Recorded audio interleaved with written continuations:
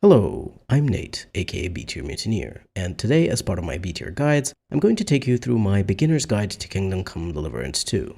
In particular, in this guide, I'm going to give you advice on things that I wish I'd known when I had just started playing the game to make your experience more fun and less frustrating. KCD2 can be quite a difficult game in many ways. The combat system is fairly complex and hard to master, even though it's simpler than in the first game, and since this is a proper open-world RPG, there are a lot of interlocking systems that can make the game feel overwhelming and confusing at first. So hopefully the tips I'm about to give you should make it less intimidating.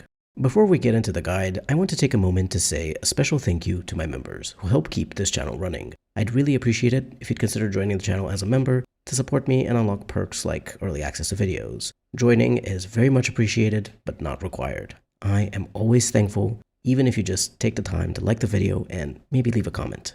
Back to the guide. My first tip: talk to everyone. Especially when you're in town, try to speak to as many people as you can. They can tell you information about a point of interest on the map where you're likely to find money or loot, or even have little tasks or side quests as optional things you can complete if they sound interesting to you. Whenever you talk to an NPC, you could also find out something about life and the world there and get a new codex entry added, which means you'll get some XP towards your scholarship skill. And since scholarship is a great skill that helps you out in multiple ways that's fairly difficult to increase, it's important to gain XP whenever you can. So don't underestimate the power of talking to people. Another important tip I have for the early game is to avoid fights, especially against multiple enemies. In the beginning, unless you're particularly skilled at the combat system, but even if you are, it's going to be quite hard to win a combat against 2 or more opponents. When you start out, you have shitty weapons and barely any armor, your combat skills are low, and if you're a beginner to KCD's combat system, you're also still getting used to the directional attacks and whatnot. But even if you're fairly comfortable with the system itself, that doesn't necessarily mean you can beat any enemy with better gear, and especially not several enemies at the same time. So what I recommend is to sneak past any groups of bandits you encounter early on the road or in the wilderness, or run away if they see you and start coming towards you. If you feel brave against a group of 2, you could sneak up to one of them and take them out with a stealth kill, and then fight the other one 1-to-1. But frankly, it's better to just wait until you get better gear and increase your combat skills a little bit. How do you do that though, if bandits tend to come in groups? For melee players, I highly recommend you follow the combat training side quest. Go find Tomcat at the Nomad camp, and at the very least get him to teach you some basic combos and practice some fighting with him. You likely won't be able to defeat him in a duel early on because he's a very skilled fighter, but even if you just practice with him in the arena, that will give you XP towards warfare and the weapon you're using in the duel. You can also find other people to duel with or to practice fist fighting with while on the road. You may come across brawlers in camps who want to wager some coin and have an unarmed brawl with you, or I also met up with an older knight fellow I could duel. And I'd recommend stopping by and agreeing to these fights because even if you're not planning on using unarmed generally as part of your build, you'll still have occasional brawls throughout the game as part of various quests, but more importantly, you're also increasing your warfare skill and some of your attributes like strength or agility by participating in these fights. If you're planning on doing a mostly ranged build, you can go looking for archery ranges where people have shooting competitions to participate in. But again, using the weapon will grant you XP, so you could even just find a hunting spot for deer, rabbits, or something of the sort, and hunt them with a bow or crossbow to get XP, and also to get better at aiming yourself. And yes, if you participate in melee brawls, duels, or practice fights, you will be bruised and battered and have to sleep to recover your health. But you will have gained XP in various combat skills and main stats, gotten a bit more used to the combat system as a player, and also you won't be dead because you're just fighting NPCs until you're low health instead of to the death. Of course, while you practice your skills, be on the lookout for better gear. Which brings me to my next point. Points of interest are your best friend in the early game. Even if you just talk to a few NPCs in Troskovitz after the prologue, such as the bailiff and the innkeeper, you will already have a couple of points of interest marked on your map. Go there and you will find good loot that you can either use for yourself or otherwise sell. The best part about these POIs is that they're out in the wilderness and not within the boundaries of a town, so any loot you find there is yours and doesn't count as stolen, so you can sell it right away if you want to. Certain POIs will just have one high value item or perhaps straight up coin stashed away in a container, and you'll also be able to find points of interest by yourself if you explore the world. I recommend sticking to the areas around towns instead of going deep into the forests and hills of Apollonia or some other much wilder area. The reason is that you'll have a place to sleep close by, and more importantly, the areas closer to towns tend to be less dangerous, so you're less likely to come across a large group of bandits or wolves if you're near the starting zone. Of course, the gear you find may or may not be useful to you, but it's always great to sell it for coin and speech experience from haggling. And speaking of coin, don't focus on the quote-unquote best way to make money. You can make coin in KCD2 in various ways, and it's a shame to force yourself to only pick herbs and do alchemy for easy money. You can get quite a substantial sum of groschen by doing pretty much anything. You can explore points of interest for treasure, you can steal from shops and homes and sell the items somewhere else or once the stolen tag fades away. You can loot dead travelers on the road, or kill bandits and take their stuff, complete side quests and smaller tasks that also give you a good amount of money or interesting loot.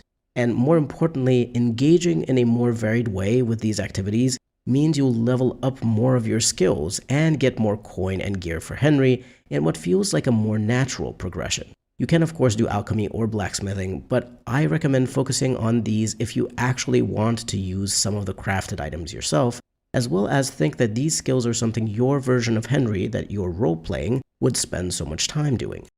Following from that, my next tip is to get gear suited to your playstyle. If you want to be good at talking your way through quests and out of sticky situations, then you're going to need pieces of clothing and armor that have a high charisma stat associated with them. So for that, you may luck out on finding such gear out in the wild while exploring, but more realistically, you'll either want to buy some fancy clothes from the tailor in Troskowitz, or else steal clothes, either from his shop or perhaps from a house or room within an estate of someone who is of higher status. If you're going to buy clothes from the tailor, as a bonus tip, I'll recommend that you buy each piece of clothing separately. Buy a hat, haggle to lower the price of it, and then immediately equip that item. Then go back into the tailor shop and purchase the next thing, a shirt or trousers. Haggle for it, and you'll likely be able to get a slightly better price than you could before because of the extra charisma your new hat adds to your stats. You'll also likely get more speech XP this way since you're doing separate attempts at haggling, though I'm not 100% sure of how that works. It may just be related to the value you're trading. If you're doing a more combat-focused playthrough, then you'll likely find decent gear by exploring points of interest and then killing some bandits with that starting gear. Of course, you can go visit the Blacksmith in Tachov to buy some better weapons and armor there once you have a bit of money from doing side quests and exploring and such. And be sure to also check more general traders that you may come across in your travels. They could also have interesting weapons or pieces of armor, even if they sell more varied items.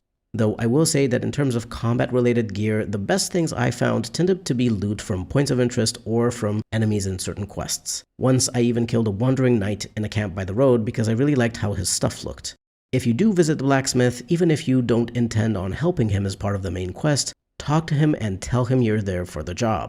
This will give you access to a bed that counts as your own, and that means you can always go sleep and save in Tachov whenever you're nearby. You also get a personal chest to put stuff into and which you can access from any owned bedroom, including one that you rent for one night at an inn. Having an owned bed to sleep in is super helpful, especially if you want to go back and forth around the region to explore and complete various tasks. For the same reasons, but also more, I recommend visiting the miller and telling him you're there for the job. Even if you'll end up helping the blacksmith instead, it's great to have a free bed in the Lower Samine Mill.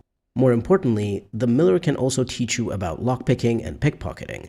So if you want to use any of these thieving skills in your playthrough, I 100% recommend getting through just the initial part of the miller's quest so that you can gain access to a few crucial things. 1. The chest in the storage area that you can use to practice lockpicking. Its difficulty is very easy, and you can pick the lock multiple times in a row to gain some very easy experience towards the thievery skill. At some point, you won't be able to learn any more from picking the lock from that chest, but it's very useful XP. And I believe you also get some lockpicks for free in that room and in the chest. Number 2, the hired hand who can teach you pickpocketing. This skill was something that was quite difficult for me to understand at first, so it was actually super helpful to have an NPC who was content with letting me practice pickpocketing on him over and over again until I understood how it worked. He'll also teach you how to knock people out and kill them stealthily, which are also important things to know how to do if you want to do a sneaky playthrough. And finally, number 3, is that the miller himself can train you in stealth and thievery and has some items for sale that relate to stealthy characters. Dark, unassuming clothes, lockpick, Nighthawk potions that make you see better in the dark, quick finger potions to increase your thievery skill, and so on. Furthermore, if for some reason you want to get rid of stolen items quickly and don't want to wait for the stolen tag to wear off them, Miller Chryso will accept to buy stolen goods from you. Another tip related to a stealth and stealing playthrough is don't start stealing right away.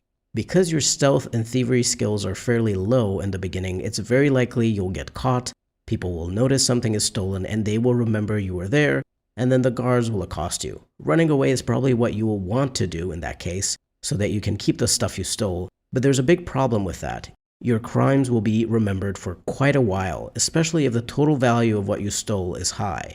It could take an in-game week or even more for NPCs in a town to forget your crime. The reason this is a problem is that it can lock you out of completing certain quests that require you to interact with people in that specific town. So if you get caught early in the game, it's better to just surrender to the authorities and let them take your stuff. But my main recommendation is to just have a bit of patience before you start stealing. Go to the miller, like I said in my previous tip, get some XP in these skills by lockpicking the practice chest and learning pickpocketing and stealth takedowns from the hired hand. If you have a bit of coin, you can even buy some training in these skills from the miller, buy some inconspicuous clothing and Nighthawk potions. Nighthawk potions in particular are very important since they make you able to see better in the dark, and otherwise it's genuinely difficult to navigate in the dark without a torch. Once you have some decent items, then you can go on stealing sprees. And for that, my final stealth-related tip. Only steal from towns at night if possible. It's much easier to sneak around in the dark when there's just a handful of guards patrolling instead of so many villagers moving about who could notice you in the area after realizing something was stolen. Even better, because the villagers are asleep, you can break into their homes and steal their keys by pickpocketing them while they're sleeping. It's going to be much easier to pickpocket a sleeping target, and then you'll basically be able to unlock any door or chest on their premises with their keys. I will say, however, that you should generally only use the keys to unlock doors and chests that are currently too difficult for you to unlock yourself. If you see locks that are very easy, and even medium, you should lockpick those so that you gain some thievery XP. And a bonus tip for while you're stalking around in people's homes at night, you gain stealth XP whenever you sneak about in an area you're not supposed to be in, which is denoted by either a blue shield with a picture of legs on it or a red shield with legs on it. So if you want to level up your stealth skill but don't necessarily want to steal stuff, it's perfectly viable to just sneak into town at night, break into someone's house, and just stand there in stealth position to gain XP. Moving on to some combat advice. Fighting in full plate armor isn't as good as you think it is unless Henry is higher level and trained for it. Sure, a high armor score will keep you alive through a few more blows than wearing lighter armor, but you'll also be moving far slower and running out of stamina faster. I do recommend having some head protection, at least a padded coif, as you can get a nice perk that protects you from blows to the head more. And of course, it's probably a good idea to have some armor from something lighter like a gambeson, gloves, padded hose, and so on. But you can get away with dodging and blocking strikes way better if you have more stamina to do it, and the less heavy stuff you're wearing, the easier that will be. There are some perks that can help you out with protection by granting you bonus to armor or helping you dodge or block better. For example, the main level perk Undaunted Cavalier grants you plus 15 armor if your charisma is at 20 or higher. So if you're wearing some fancy outer clothing with some light armor elements that let you keep your charisma over 20, you will be much better protected with this perk without having to sacrifice your charisma, stamina, and speed. If you're struggling with melee combat even after getting some XP and gear, one thing I can recommend is for you to try a one-handed playstyle with nothing in the offhand other than a torch if necessary, and specifically with a short blade. There are some really nice perks that grant you bonuses when you only fight with a one-handed weapon. Dominant Hand is an agility perk that causes your attacks and blocks while wielding only a one-handed weapon to cost 20% less stamina. The reason I recommend a short blade specifically is because the sword skill has a lot of great perks, like the Gladiator perk, which grants you a plus 5 bonus to your sword skill if you're only wielding a one-handed weapon. Once I tried this fighting style in one of my playthroughs, I absolutely fell in love with it, with how fun it feels to play and how much easier it feels as well. so I have to recommend it especially to beginners who aren't yet fully comfortable with the combat system. Stamina is crucial. In combat, sure, but it's also great to have more of it to allow you to run away from danger even if you're doing a mainly stealth or speech-based build. So don't sleep on this stat. Increasing your vitality will increase your stamina, increasing your agility will lower the stamina cost of swinging your weapon, as well as make you attack and move faster, and be harder to detect in stealth. You can increase vitality by sprinting, as well as generally using your stamina, such as in combat. Vaulting over fences also works. You can increase agility by using smaller, lighter weapons such as one-handed swords or daggers in stealth kills. Stealthing near enemies also gives a lot of agility XP. You can of course read books that grant you XP towards vitality and agility, and you'll find useful perks that relate to stamina under many different stats and skills. Keep in mind that anything that grants you bonuses to agility and vitality will affect your stamina, and look for perks that increase your stamina or stamina regeneration, and perks that lower stamina costs for various actions. Finally, I will mention a few tips for a speech-based build. The dialogue checks in KCD2 are fairly complex, so I can't tell you every single thing you need to know about it in just this simple beginner's guide. I am planning on making a comprehensive guide about it that goes into detail about how exactly it works, but that will take some time. With that caveat out of the way, here are my speech tips. One of the most important things to do as quickly as possible is to increase your charisma stat. Your charisma affects 4 of your total dialogue stats, mostly impression and domination, and to a lesser extent, persuasion and coercion. Persuasion and coercion are more affected by your speech skill, so early on, you likely won't be as good at succeeding at these checks. But charisma can be increased quite easily by purchasing clothing and some armor that has a high charisma stat. Once you have a bit of money, you can go to the tailor at Troskowitz to buy fancy clothes, or steal some, or find some in your adventures. And my previous tip about buying them one at a time so that you can equip them to haggle better for the next piece of clothing, of course, applies. If, however, you're interested in being good at the presence and intimidation dialogue checks by appearing like a powerful knight in shining or bloody armor and wielding powerful weapons, you'll obviously want to get yourself some higher quality weapons and armor. The quality of your combat gear is the most important thing contributing to these skills. They're also increased to a lesser extent if you have higher scores in strength, agility, and vitality, and if you appear physically fit, which I assume means having full health and not being tired or starving. Intimidation is further helped if your gear is dirty or bloody so that you appear even more fearsome. Of course, for a speech-based character, you'll obviously have to improve your speech skill. The best way to do this is by talking to characters and using skill checks and conversations. I noticed that haggling with merchants also increases your speech because I assume haggling essentially acts as a speech check. Finally, you'll also gain speech XP from reading books, not just skill books focused on speech, but seemingly all books. It's great to read books for a speech-based build actually because reading also increases your scholarship skill, and scholarship is important in certain conversations. Having a higher scholarship skill means you'll be more likely to succeed at dialogue checks that require scholarship, but it will also allow you to finish reading books faster to gain XP for various other skills. If you want to increase your scholarship level other than reading books, you can learn about the world by talking to NPCs and asking them questions, as well as exploring the region and discovering new areas. Other skills may also pop up in conversation, so it's not just speech and scholarship that you care about increasing. I've seen quite a few different skills show up as checks in conversations as part of various quests and such, so it's not a bad idea to level up your other skills even if you don't usually use them very much. Since reading books increases your speech and scholarship, you might as well pick up any skill book you can, including those on generally less used skills like drinking and craftsmanship. You can buy a lot of books from the scribe in Troskowitz, and of course you can sell them back to him once you're finished reading, so you can get some of your money back. Finally, this may be a bit of a weird general tip to end on, but I recommend you choose carefully which quests you want to complete. This doesn't have to do with choice and consequence or anything like that. The reason I'm saying this is that some quests are more enjoyable, and others can be quite frustrating or tedious to complete because they take a long time and may involve a lot of backtracking, or may have a time limit that isn't well communicated to you.